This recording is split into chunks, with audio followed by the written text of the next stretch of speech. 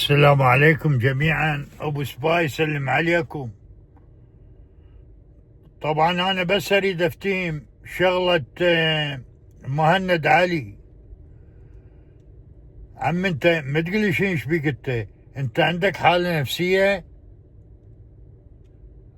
هو اكو شغلة احنا نقولها بالعراق: يا غريب كن اديب.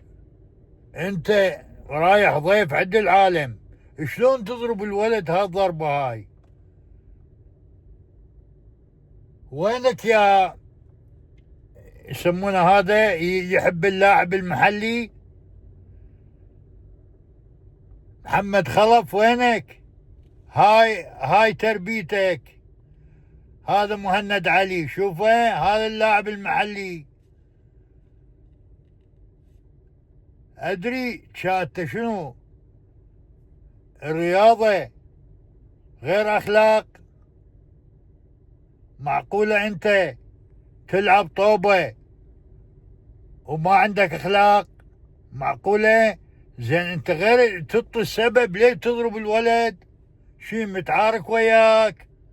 عندك عداوة وياه؟ عندك مشكلة مزمنة وياه؟ ادري شو مسوي الرجال، مجرد يلعب طوبة ليه تضربه؟ ليش؟ شنو انت مجنون؟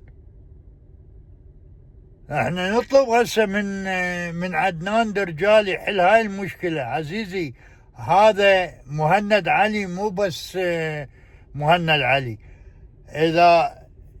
اذا تبقى بهيج صيغة وهيج هذه راح الشغلة تستفحل ويطلعون هواية اكثر من مهند علي يسوون، وهاي ينهي المنتخب العراقي. هذا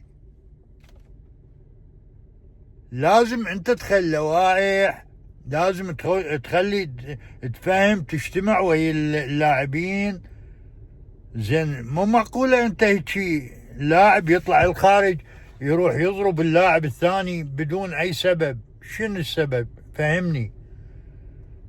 اول شيء هو مو قريب من الهدف، ثانيا مباراة ودية، ثالثا انت جايب تعمد وضربته.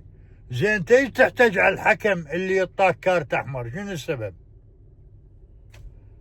عن شنو انت تريد تبرهن للعراقيين بانت الصح والعالم كله غلط؟ شلون؟ بابا انت سويت شغلة ما يلبس عليها ثوب يا مهند علي. قبلك رياضيين ما سووها.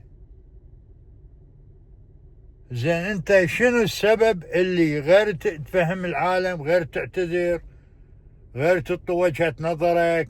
شنو انت مريض نفسيا؟ اذا مريض نفسيا يخليه يودونك المصحة، قل لهم انا مريض نفسيا تعبان.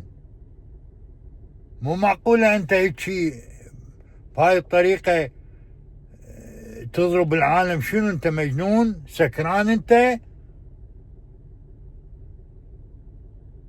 بس المجنون يسوي هيك العمل هذا. زين العالم ما راح تلعب ويا مجانين. انت اذا مجنون الفرق هاي همه تخلي تعهدات على المنتخب العراقي، لان يجوز انت هم بعد راح تضرب واحد مرة ثانية تسويها.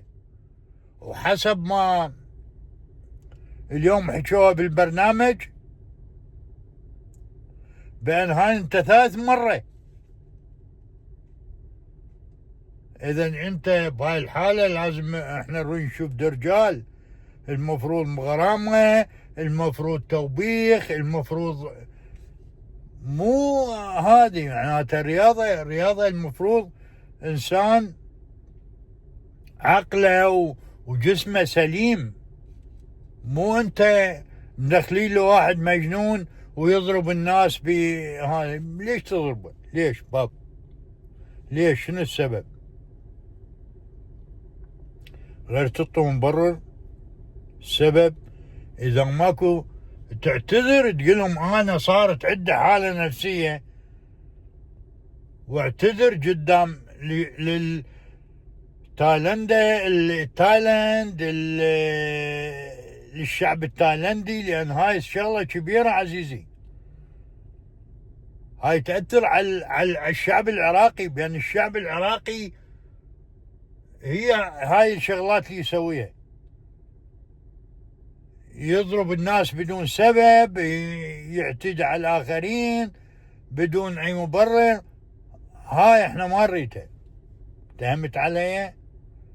انت الآن محبة ما الشعب العراقي اللي كانت مرتفعة إلى 90% هسه انخفضت إلى أقل من 10%. دري لو لا؟ يلا مع السلامة. أبو سباي سلم عليكم.